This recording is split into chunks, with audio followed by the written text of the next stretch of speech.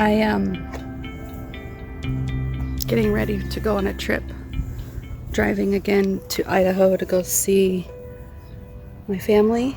It's my grandma's memorial service, celebration of life this weekend. And I'm having a rough start this morning. We're supposed to be on the road already because it's a long drive, like a 14-hour drive. I just found out that a friend of mine's husband passed away last night. I just got the text message this morning. And his youngest child is 13. So I'm having grief feelings of my own for this little girl who's probably aching her heart out for her dad that passed away. And I am tapping into this little girl inside of me that lost her daddy. And I'm having a hard time this morning. It's okay. I'm allowed to have a hard time with grief. It's been over 20 years since my dad passed. It's been over 20 years since my dad passed away. And I am right there with you if you know about grief and you know that some days are harder than others. Some moments are harder than others. Whoever you lost, whether they still be alive or passed on to the afterlife. Or you can grieve people that are still alive, right? Anyways, what I'm saying is, it doesn't always get easier. It just, you build new moments that fill up more time, and then it hits you all of a sudden, and you're like, ah. Anyways, I wanted to do like a hyperspeed video for the car when I clean it out, but I'm not feeling it, so you're not getting the hyperspeed video. But this is what it looks like before, and I'll come back and show you what it looks like after, okay?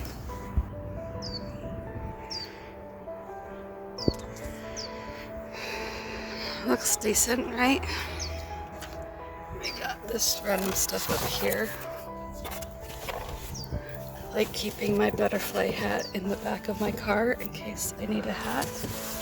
And the umbrella can stay in my car in case I need an umbrella.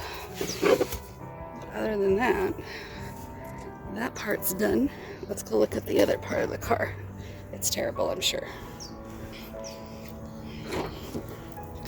Aha! I bribed Brooklyn $5 to clean out this back seat because it was mostly her and her brother's stuff, and it looks like she did it, so all we gotta do is vacuum now. So not too shabby, not too shabby. This is the horrific part. Ah, that's Mom's mess. Yeah. I bribed her to do this too, but she didn't get enough time. So this is your before shot. Let's look at the after. Ah, much better. I'm gonna put these CDs back here, maybe. That might fit, maybe not. I don't know what I'm doing.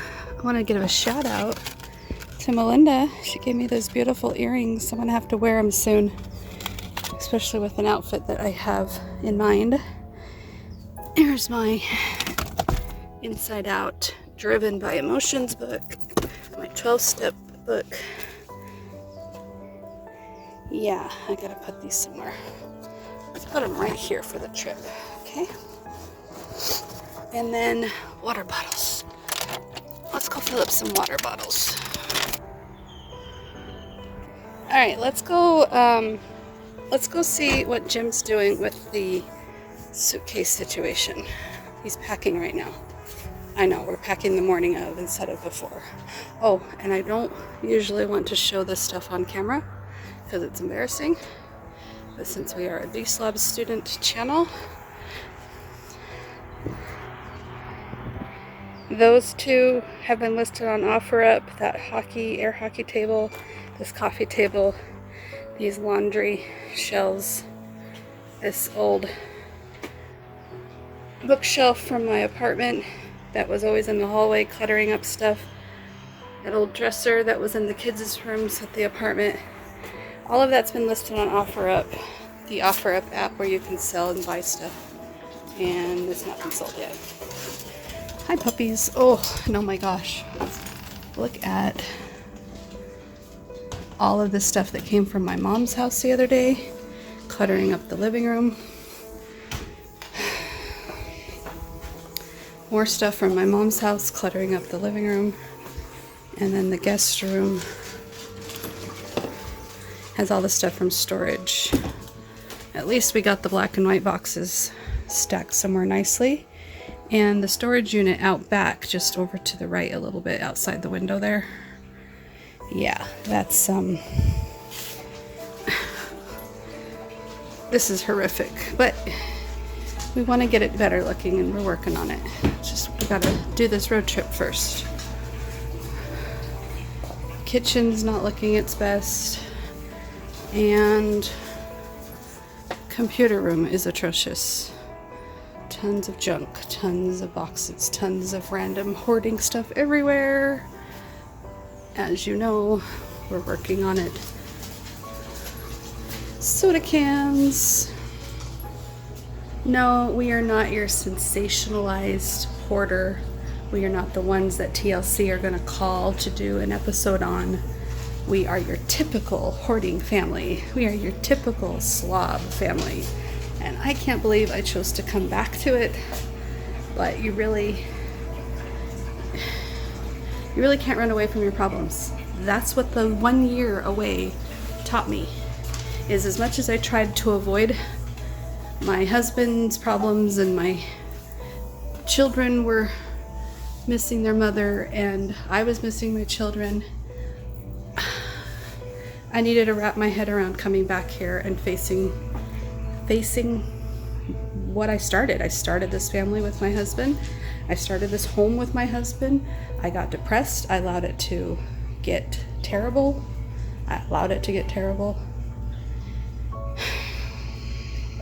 He allowed it to get terrible. The children allowed it to get terrible. We haven't been holding ourselves to a higher standard, and that's what we are going to address now that I'm back. We have been addressing it. It's just we can't get it all done in one day. And yeah, we're gonna go grieve my grandma up in Idaho.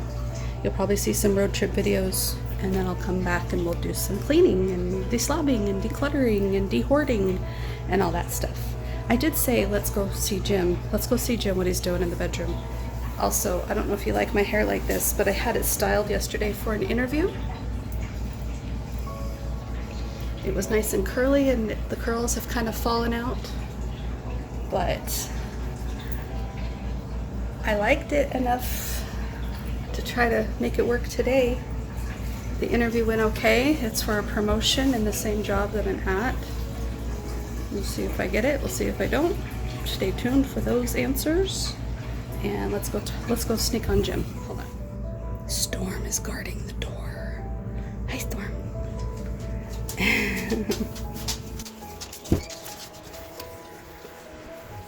All right, so the goal is to get those clothes into this bag.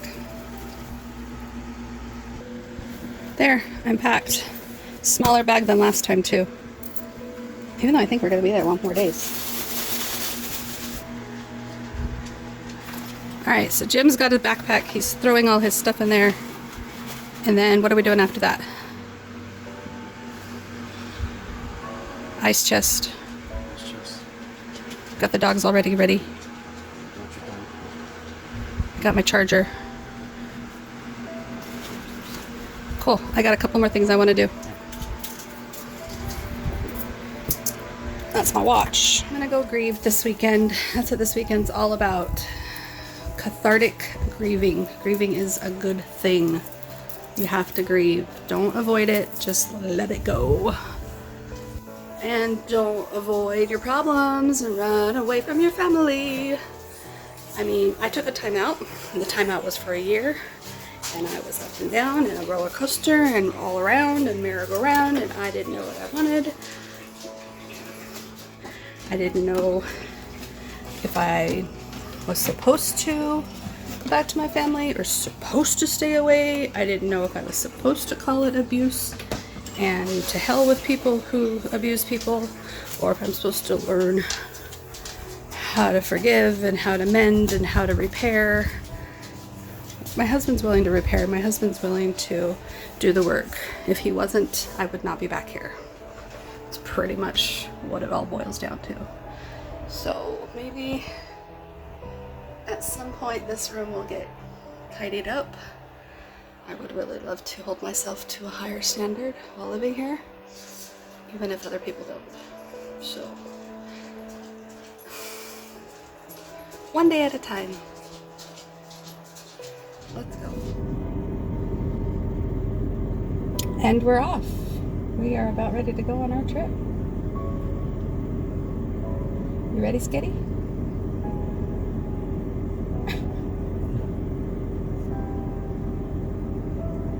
He's working his apps. Alright, my truck's locked. Your truck's locked. Let's go.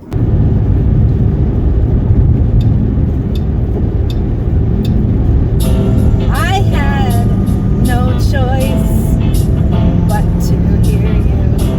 You stated your case time and again. I thought about it. You treat me like I'm a princess. I'm not used to liking that. You ask how my day was. You've already won me over in spite of me. And don't be alarmed if I fall head over feet. Don't be surprised if I love you for all that you are. I couldn't help it. It's all your fault. Your love is thick and it swallowed me whole. You're so much braver than I give you credit for. That's not lip service. You've already won me over in spite of me. Don't be alarmed if I fall head over feet. Don't be surprised if I love you for all that you are. I couldn't help it. It's all your fault. You are the bearer of unconditional things. You held your breath and the door for me. Thanks for your patience. You also moved me out of my apartment, even though I didn't say I was coming back to live with you.